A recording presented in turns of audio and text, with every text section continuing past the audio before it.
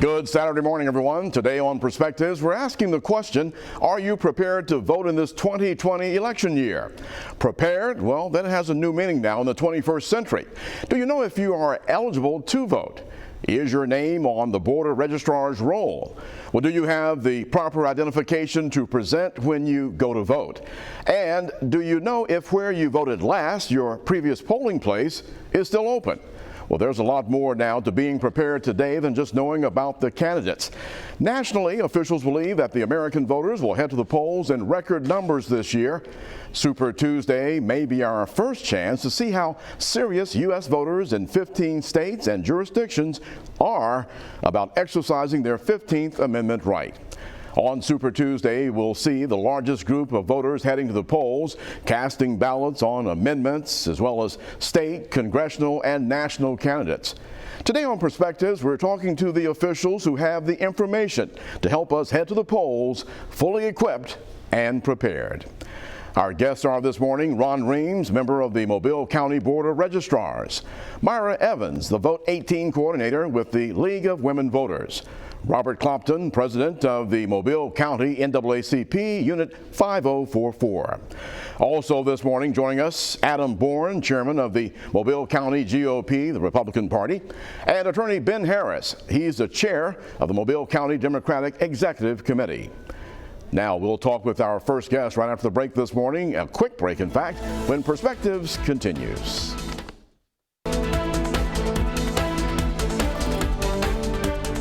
And welcome back to Perspectives. This morning, our guests in this sequence of getting you prepared for the voting process this year. Ron Reams joins us. Ron, very well known in the community. He is now a member of the Mobile County Board of Registrars. We thank you for joining us this morning, Ron. Good morning. Good to see you. Nice to see an old friend like you. Yes, well, you're in a hot seat now as it talks to it's kind of busy the people right who are now. preparing and wanting to make sure that they are prepared to vote. What's the most frequently asked question now when people are reaching out to you all at the board to want to know if they've got everything in order? Well, a lot of people want to know where they're supposed to go vote. They also want to know, in many cases, if they're eligible to vote. We give them that information.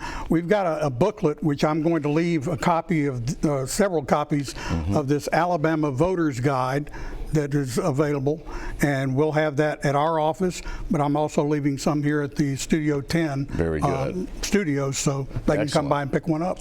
When you look at the fact that you've got a guide now, it's very important, some questions that we need to have answered as relates to being prepared to vote. So what are those things that are needed? I guess one of the most important parts is a voter ID with a picture. Is that the first thing that's necessary? Well, usually first of all, they want to make sure they're registered. And if they aren't, they want to know how do they register. And it's very easy nowadays to get registered to vote. There are several ways to do so. One of them, of course, is by filling out a registration form. The other thing that they can do if they don't physically come to our office, which I'll tell them where that is in just a moment, they can go online to alabamavotes.gov. That is the website that's been set up by the State Secretary of State that will allow you to go in and first of all check to see if you're registered.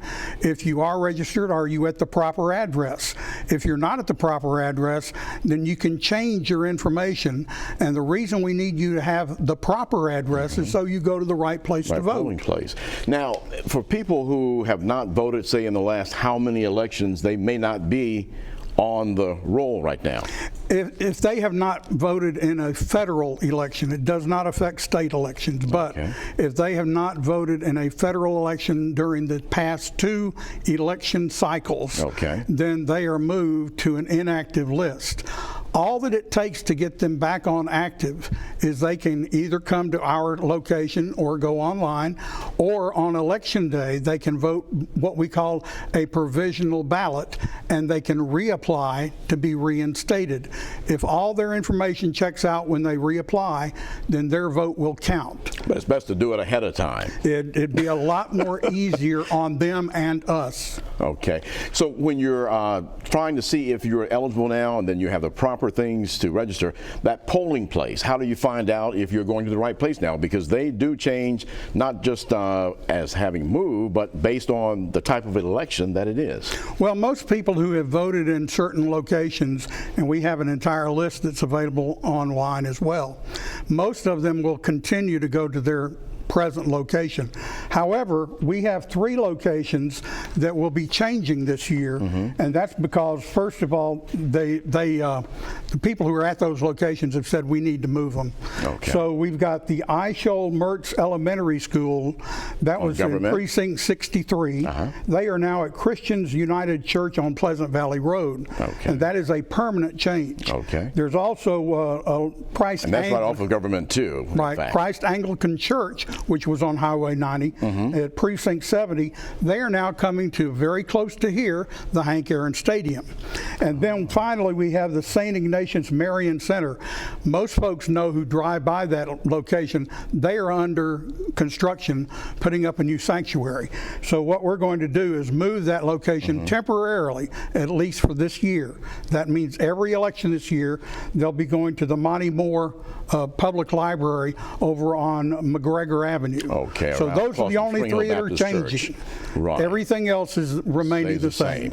And so you can go online though to refresh your memory if you need to find the polling place as well. Right, and you can do that at the alabamavotes.gov. Also, I'd like to encourage people to go to our Facebook page. If you have Facebook, if you're on Facebook, go to where you search for people or businesses, and in the search put Mobile County Board of Registrars. That'll bring it up. Something I want to mention about absentee ballots. If you plan on voting absentee, the Alabama legislature has now put in a law that you have to send with your application. You can contact the absentee voting office down at the county courthouse or in Government Plaza, and basically they're right down the hallway from us, and they will send you the application. But when you send that back, you have to have a picture of your photo ID. Used to be they didn't have to send the photo ID with them, but you do need it this time, and that can be anything from your driver's license, or you can come into our office and we will provide you one free. You can get your picture taken and we'll give it to you. And what are some of the others, like a school ID? Yeah, if it has a picture and it is put out by a government agency. If you're in the military and you have a photo ID, there's a number of different options that are available. How do you find that out? In the book. This is a booklet right here. Online, right? Yeah, we're online. And what about the Facebook page? Is that found there too? We've got all kinds of information on there. That particular issue about mailing in your photo ID with your application is there on a graphic, so they can take a look at that. Well, Ron, we thank you so much for coming and sharing this information. Of course, you've seen the website, and of course there's a Facebook page for the Board of Registrars, and you are ready to make sure everybody's all prepared to vote this year. When they come to 151 Government Street, they need to come to Suite 165, which of course is on the first floor, and that is our location. Excellent. We've got that posted for you. You better get it done soon, too. That's right. Some dates coming very fast as we're looking here into this new year. Then when we come back this morning, we'll talk with representatives of 2 organizations that inform and educate voters, preparing us for the upcoming elections. Perspectives continues in just a couple of minutes. And welcome back to Perspectives. Today we're talking about voting and being prepared to vote in this 2020 year. Our guest right now, Myra Evans, the Vote 18 coordinator for the League of Women Voters, and Robert Clopton, president of the Mobile County NAACP Unit 5044. We thank you both for being a part of the conversation this morning.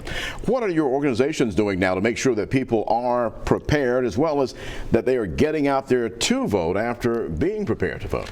Well, the League of Women Voters in Mobile has a program we've been doing for over 10 years, working with the local high schools, and we're invited in for about a 45-minute free interactive program.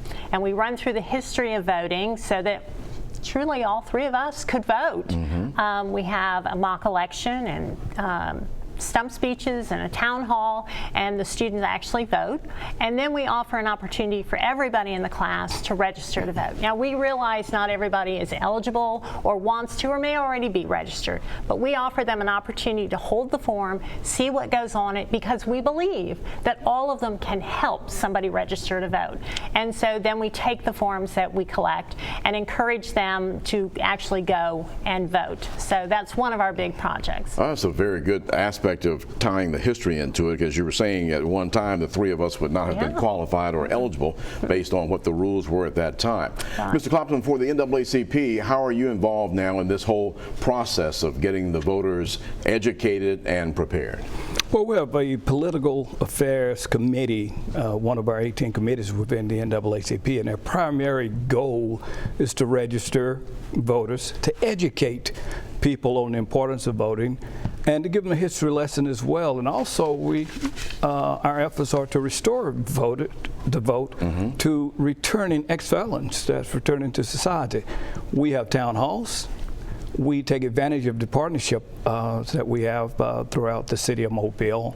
Thus, when there are events going on, we would set up a voters registration if it's available. We have 26 such events scheduled between the 9th, which we will start on the 9th, this Sunday at our 111th year Founders Day, culminating on November 3rd, which we will authorize to the polls, et cetera. But we'll have 26 events that will include town halls, public events, et cetera, et cetera, et cetera. Now, the NAACP, so for someone that may not know, is a nonpartisan group as relates to this voting process. That is correct. We are nonpartisan. We have members of both parties, all parties involved in NAACP. Therefore, our efforts are to educate, to register and restore. And when we talk about educate, that issue he mentioned about the returning people who have been incarcerated to see what qualifications they need to meet to be able to participate in the process again. Where are we as a state on that now? Because there's been a lot of dialogue about it. There are certain stipulations. Where are we now as it relates to that? Well, there's been a lot of effort, and I'm really glad he said collaborate, because as a nonpartisan organization, the League also collaborates. We had an event recently with elected officials. We're having a debate forum coming up this week. We do collaborate on a lot of things, and one of those was helping people that have been returning citizens figure out, were their rights ever taken away? Right. Because just because you've gone to Strickland or gone to Metro, you didn't lose your right to vote. Some reasons you go to prison, you don't lose your right to vote. And some of those that do lose their right to vote while they're incarcerated, once they get out, pay their restitution, and have cleared up all of that, can petition to have the right restored. So please, the answer is always no unless you ask. And we are encouraging everybody to ask. Yeah, the asking part is a part of the process. In many cases, you may assume the wrong thing, or you heard a news story somewhere, either radio or TV, but you didn't quite get the story, so you need to be able to go, and these are two outlets where you are prepared to help those. Yes, and Eric, as Myra said, great efforts there. But there also have been changes in what more interpreted, right? Right. Whereas It's finally defined. At one point, there were over 250 reasons that a returning citizen could not vote. Now it's been reduced to 50. And that is something that they do not know. That's a major difference. Most definitely. Why is that information not out there? Like, Well, for a long time it was up to the local registrar whether they felt like the crime was or was not. And as he said, they finally clarified the law. But we're so caught up in life that these things, and how long ago was it that we met? I don't know. It seemed like it was yesterday, and it was a long time. Right. Things change so fast, so we need to stop for just a moment and ask, what is it today? And so there's some great websites out there, and we're hiring these people to represent us, and we're hiring people, and am I qualified to make that decision? We encourage you to go to vote411.org and see. We invite the candidates to answer questions in a nonpartisan way. You're hiring them. This is your opportunity to review their resume and to conduct some sort of an interview process to make the decision that's best for you. We only tell you who's running. That's good. We only tell you And where to provide the go. information. But we don't tell you who to vote for. now, Mr. Mr. Clopton, when you look at what you are hearing feedback in the areas where you're offering these opportunities, what seems to be the major concern of some of the either eligible voters or ineligible voters at that point? Well, the number one concern that we hear from the voters in general, everyone's a little skeptical right now. So a lot of people are skeptical of the government, of the fact that they feel that their vote might not even count. All right. There are a lot of issues out there, whether it's health care, Medicaid expansion, whether it's jobs, etc. But then again, it's the honesty factor right there. And I think it will keep a certain segment away from the polls. Now, can they go to your website for more information as far as what they need to know and what the next step may be for them? We're updating our website right now.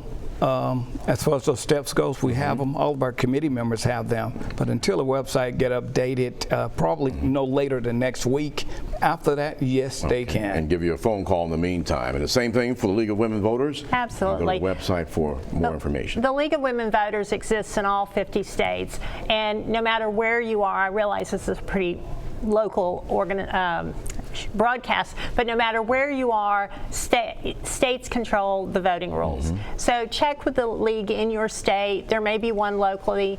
We encourage everybody, even men, to participate. And so we're there to provide to encourage voting and to have information. Myra Evans, thank you very much. Mr. Robert Clopton, we appreciate you as well for sharing today. And of course, next up on Perspectives, we talk to two local leaders in the Democratic and Republican parties. We'll hear from them in just a moment. We'll be right back. And welcome back to Perspectives. Our guest now, Adam Bourne, chairman of the Mobile County GOP, the Republican Party, and attorney Ben Harris, who is the chair of the Mobile County Democratic Executive Committee. We thank you both for being a part of the dialogue today. Now, hopefully we've got information out there now to get people prepared. They're ready to vote. What are you all hearing from your constituents as it relates to the opportunities this year to vote and possibly make changes, make a difference in the community as well as the nation? What are you hearing from your constituents? We're hearing a level of enthusiasm that is very hopeful and very encouraging. I think there's interest both at the national level and at the local level, and everyone's vote certainly does count and is very, very important. You heard what Mr. Clopton was sharing. Exactly, and some of our races are decided, particularly the local races, can be decided by just a few votes. And there are great candidates out there, and we really encourage everyone to get out and vote. Adam? On our side, we have a very busy primary ballot on March 3rd. That indicates a level of excitement for our candidates. We have a contested primary for Mobile County Treasurer. We have a contested primary for Mobile County District Judge, and also Mobile County Commission District 2, which is Connie Hudson's seat. And then, of course, the big race of the year that's on the ballot is the U.S. Senate election, where we have numerous candidates running. One of which is our own, local Bradley Byrne and Jeff Sessions. And Jeff Sessions. That's right. He's back in the mix. That's right. So it's an exciting time for the Republican Party. I think there is a lot of energy, a lot of passion for our candidates, and so we just look forward to getting a large vote on March 3rd. I think it'll show that the enthusiasm gap is there, and that the Republican Party is sort of the way we're heading for the November election as well. Well, Ron Reams left us this information saying that there are 270,817 registered voters in Mobile County. Do you think the Democrats will show up and make a difference in some of these races? Absolutely. We think the enthusiasm gap goes the other way, to say the least. Not only do we also have a very busy primary ballot, but there will be Democrats to vote for up and down the ballot in November. This county, Mobile County, is very, very close, and we believe it's on its way to becoming a blue county. And so is it purple right now? We believe so. Okay. In fact, we believe it's trending blue. You hear Alabama's a red state and all that. Not true of Mobile County. And we intend to be out. We're coming to your neighborhood. We will be out knocking on doors, making phone calls.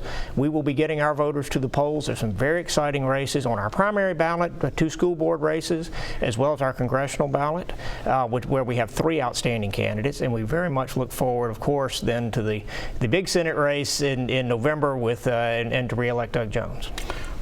When you all look at what's happening on the national field, does that transcend down to what's happening locally, to getting more people excited, involved, or angry and involved? I mean, what's happening from that perspective?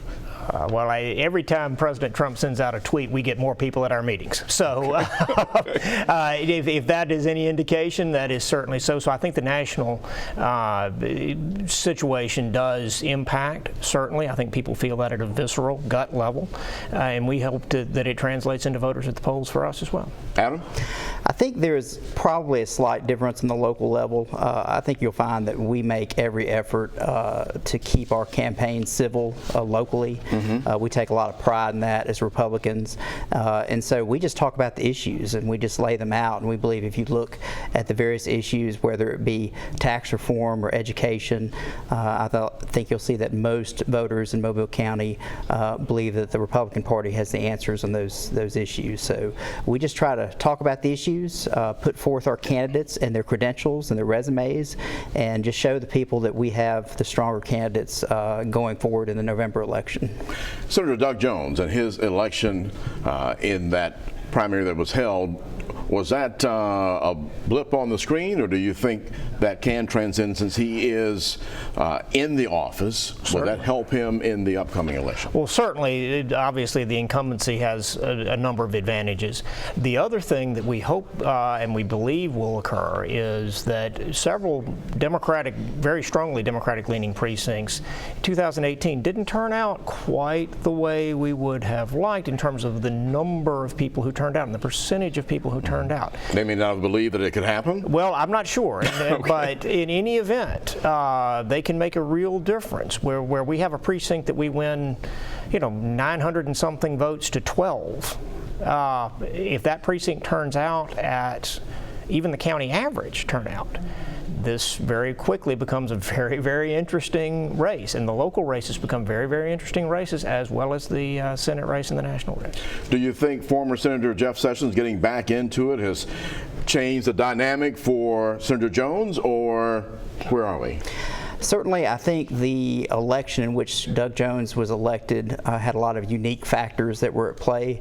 So I think it's pretty safe to say that Doug Jones is generally out of step with the values of the majority of Alabamians. And I think regardless of who our nominee is in November, I think the voters will show us that and will cast their vote for that candidate. We certainly have some incredibly strong candidates running in our primary for U.S. Senate. Former Attorney General of the United States, Jeff Sessions, Bradley Byrne, very well-respected local congressman, Coach Tuberville, very well-respected man with good leadership qualities. So we have a lot of really impressive candidates on the ballot to go toe-to-toe with Senator Jones. So you think it'll be a partisan thing? They won't judge Senator Jones's work as a Alabama representative of the state, or it'll be, well, we've got to put a Republican back in this seat? It's probably a mix. I think voters in Alabama are aware that we need the numbers in the U.S. Senate in order to move forward with our agenda as Republicans. So there's that aspect of it. But I think also if you just look at the individual candidates and look at their credentials and their backgrounds, I think even without party identification in the mix, you would see that our candidates are quite strong, quite impressive people that have good ideas for the state and a long track record of leadership in the state. Okay. So we're looking forward to that. And very quickly, Ben, do you think that Alabama's people will go to the polls and say, we're going to vote for the best man regardless of the party? Absolutely. Okay. Absolutely. And Senator Jones has a sterling record, has done wonderful things for the state of Alabama. And one point that I'd like to make is that, and I think it's true not only in Mobile County but in Alabama, we don't have a Republican majority or a Democratic majority. We have a non-voting majority. Okay, we need people to those polls. We're going to have to wrap up. I thank you both, and never enough time. We'll have to do this again. We thank you both for being a part of the dialogue and discussion, and thank you